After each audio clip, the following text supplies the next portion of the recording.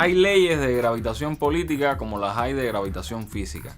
Y así como una fruta separada de su árbol por la fuerza del viento no puede, aunque quiera, dejar de caer en el suelo, así Cuba, una vez separada de España y rota la conexión artificial que la lía con ella, es incapaz de sostenerse por sí sola. Tiene que gravitar necesariamente hacia la Unión Norteamericana y hacia ella exclusivamente, mientras que a la Unión misma, en virtud de la propia ley, le será imposible dejar de admitirla en su seno. Así pensaba hace 2 siglos el entonces secretario de Estado, luego presidente del naciente imperio estadounidense, John Quincy Adams. De esa teoría de la fruta madura y de sus reverberaciones hacia el presente estaremos hablando hoy.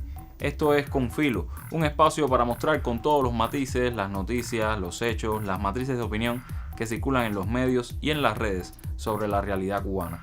Vamos a rasgar la costura de la manipulación mediática y adentrarnos en la arista filosa de los acontecimientos.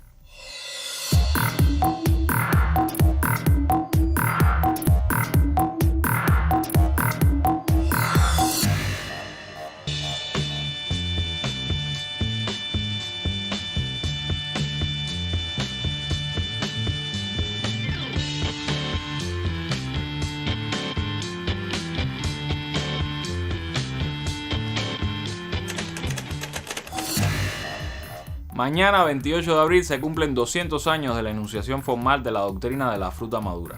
John Quincy Adams le envió en esa fecha un grupo de instrucciones a su ministro en Madrid, Hugh Nelson, en las que hablaba sobre Cuba y su trascendental importancia para los intereses políticos y comerciales de nuestra Unión. Adams llegó a decir: la anexión de Cuba a nuestra República Federal será indispensable para la continuación de la Unión y el mantenimiento de su integridad. El entonces presidente James Monroe, el de la doctrina Monroe, América para los americanos, aplaudió la doctrina esbozada por Adams, sentenciando que Cuba era la adquisición más interesante para nuestro sistema de Estado. Por supuesto, pasaron los años, 3 guerras de independencia y finalmente Estados Unidos vio premiada su paciencia. Intervinieron en la contienda y se apoderaron de Cuba a fines del siglo XIX, convirtiendo a nuestro país a efectos prácticos en un protectorado yanqui. Por eso la revolución les causa a los políticos estadounidenses, orgullosos herederos de Adams y Monroe, particular aflicción. Su teoría se vio anulada, la gravitación se invirtió y Cuba, con la senda del socialismo, se alejó de su destino manifiesto. Sería injusto atribuir al pueblo estadounidense esas apetencias imperiales. En ese país, Cuba no solo ha encontrado enemigos, sino también valiosos aliados que han sabido ver más allá de cualquier diferencia lo valioso de nuestro proyecto social. Tal es el caso de Harry Belafonte, mítico músico del país norteño que siempre fue un amigo de Cuba y de la revolución. Pudiéramos poner algún video suyo hablando sobre temas políticos, pero pensamos mejor poner este fragmento de un espontáneo homenaje que le rindieron sus colegas tras grabar la canción We Are The World y que se ha hecho viral por estos días en las redes.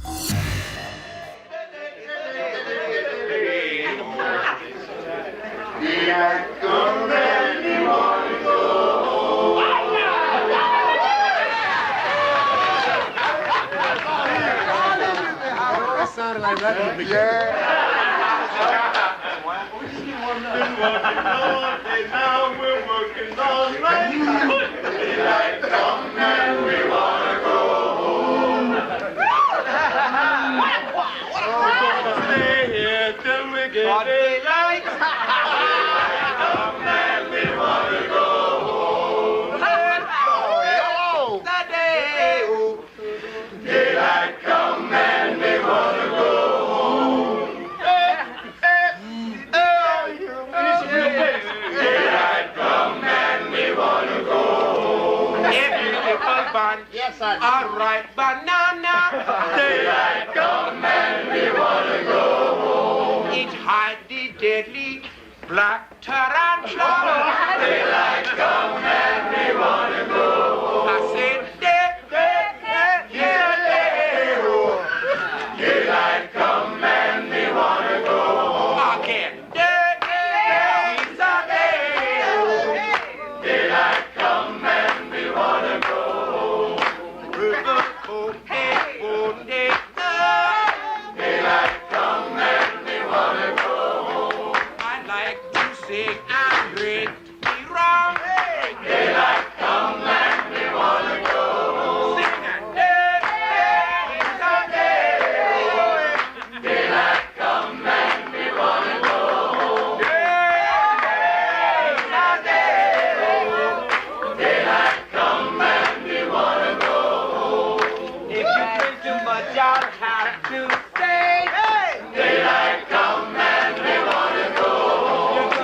got to be driven home by me already.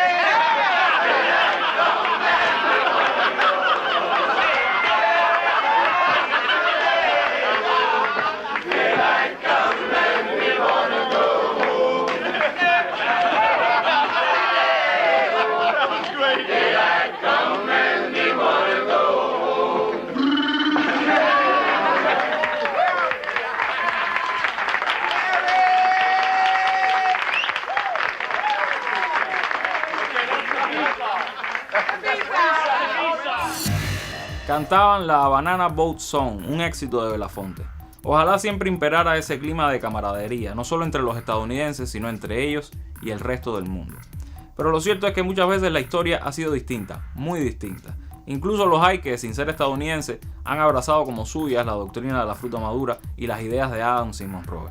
Sobre esos eternos profetas de la desaparición de Cuba socialista y de su independencia, nos habla Manuel Vilas en La Mira. Ya viene llegando por Maceo y por Martí, Guantánamo, Panamá, Cron, Puerto Isabel, Gran Caimán, Cuba.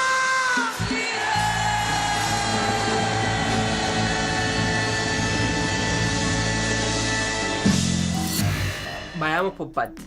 Primero, ¿qué quiso decir con todas estas tierras libres? Panamá tendrá que ver con la invasión norteamericana, Guantánamo, la base naval. Bueno, nada, si alguien sabe que le explique a este millennial en los comentarios. El Willy con este tema se sumó a un grupo de gente que desde la caída de la Unión Soviética se tiró sin miedo al éxito a decir que el socialismo en Cuba se caía. Mañana se cae, y si no es mañana, al otro día será. Y así sucesivamente. Nada, pura recursividad sin caso base y hasta el sol de hoy están esperando. Cuba Información. El dictador nicaragüense Luis Somoza pidió a quienes iban a invadir Cuba por Bahía de Cochinos traerle un par de pelos de la barba de Castro. Somoza murió sin cumplir su deseo. A comienzos de los 90, Carlos Alberto Montaner publicó su libro Vísperas del Final, Fidel Castro y la Revolución Cubana. Y Andrés Oppenheimer, La hora final de Castro. Poca puntería predictiva la de ambos. El comandante cubano vivió 24 años más. Sobre la ley Helms-Burton, su padre, el senador Jesse Helms, dijo: "Es el último clavo en el ataúd de Castro. Adiós, Fidel". Pero fue Fidel quien se despidió de Helms, que murió en 2008. Hoy, medios y redes sociales repiten estas fracasadas profecías y la víspera del final de la Revolución Cubana se alarga y se alarga.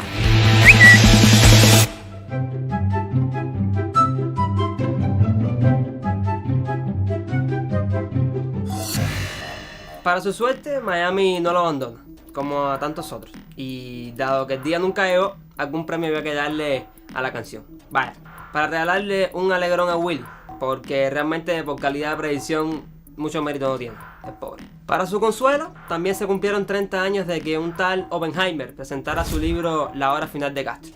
Que esperen acostados, mientras tanto nos vemos en la mitad. Ya sea para los nostálgicos de la Cuba pre-59 o para los que siguen viendo en nuestra isla una valiosa posesión táctica, la fruta madura que se escapó del jardín sigue siendo una obsesión.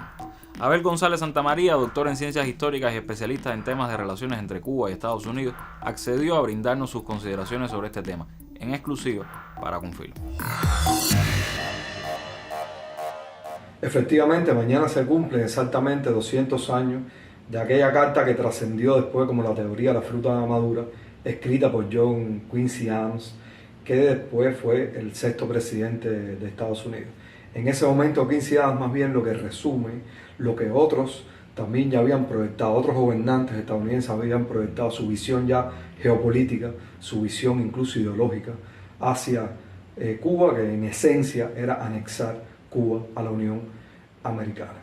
De esa teoría, de esas concepciones, fíjense que Quincy Adams unos meses después es el que redacta lo que trasciende como la doctrina Monroe, que se resume en aquella frase de América para los americanos, que en la práctica resultó ser América para los estadounidenses. Es conocido todas las sucesivas agresiones, amenazas, saqueos, el expansionismo norteamericano a partir de entonces y siempre una mirada puesta hacia la isla de Cuba. ¿Qué hicieron sucesivas administraciones desde entonces hasta la actualidad? Aplicar todo tipo de métodos, todo tipo de estrategia para en última instancia poder aplicar esa codiciada, esa ambición sobre su codiciada fruta madura que llegaron a tener ininterrumpidamente durante 60 años. Por tanto, ellos lograron cumplir esas proyecciones que los padres fundadores de entonces, la nación norteamericana, los llamados padres fundadores, proyectaron y soñaron.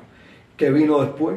Con una revolución triunfante del 59, perdieron los 60 años que disfrutaron esa fruta madura, y es lo que está pasando a partir de hoy. Fíjense, Quincy Adams, algunos años después fue el 6º presidente, y estamos hablando que hoy está transcurriendo el 46 presidente. Por tanto, 40 administraciones norteamericanas han pasado, algunas con mayor intensidad que otras, pero todas invariablemente han mantenido la proyección de apoderarse de la isla de Cuba. Y para eso han aplicado todo tipo de métodos, desde la compra que trataron de hacer, desde la usurpación del territorio que todavía sigue usurpado, desde la aplicación de todo tipo de métodos con planes de atentados, sabotaje, terrorismo, y llegamos hasta la actualidad con todos los métodos de la guerra no convencional, utilizando sobre todo este campo de batalla en la actualidad que se llama las redes sociales. Fíjense que los dos últimos gobiernos, tanto Trump como Biden, mantienen intacta la visión geopolítica de recolonizar a Cuba, de reconquistar a Cuba. Los que insisten en que ya viene llegando el día en que la fruta vuelva a caer por su peso, pueden sentarse a esperar otros 200 años. Paciencia les sobra. Claro, no se van a limitar a esperar, saben perfectamente bien que en política no hay casualidades. Si no se cae, van a tratar de hacerla caer. Medidas coercitivas, extorsiones, campañas de difamación, no solo cuentan con la gravedad. ¿Qué hacemos entonces nosotros? Pues seguir estando convencidos de que por mucho que nuestros enemigos se esfuercen, el destino de este país depende de nosotros, exclusivamente de nosotros. ¿Dejaremos que Cuba vuelva a caer o la haremos flotar sobre su tiempo? Parafraseando a Martí. Síganos en nuestras redes sociales y recuerden que regresamos el martes justo antes de la novela. Hasta entonces, manténgase con filo. Chao.